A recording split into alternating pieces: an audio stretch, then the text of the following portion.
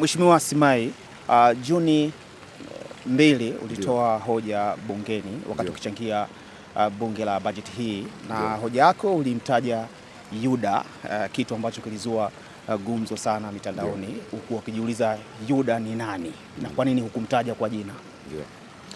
Najua, na hapa nikipenda niozungumze na Watanzania wenzangu kwamba mabunge yana tabia ya kuvutana, kusokotana, kutofautiana, kutokubaliana, lakini pia kukubaliana, lakini mwisho wa siku tunakuwa kitu kimoja. Nilichokisema tarehe 2 nafikiri ilikuwa Juni 2.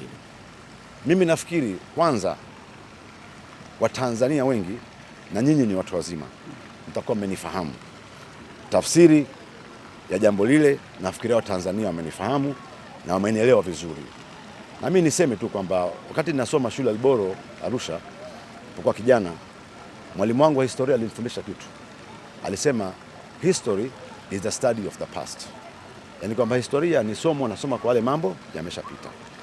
Jambo lilozungumza huko nyuma ni jambo ambalo lishapita. Kama nilivyosema, Watanzania watu wazima wamenifahamu na tafsiri yake. Kwa sasa hivi ninachokiangalia ni utekelezaji wa bajeti, kuweza kumsaidia rais na kuishauri serikali, na niombe Watanzania sasa tusonge mbele. Asanteni sana. Watu walielekeza pendekezo kwamba usiwepo bungeni kutokana na kauli hiyo tu. Wewe mimi nafikiria nifika mpaka hapo nimesema kwamba tafsiri ya neno ambalo nilolitoa, nyinyi ni watu wazima na Watanzania wamenielewa. Asanteni.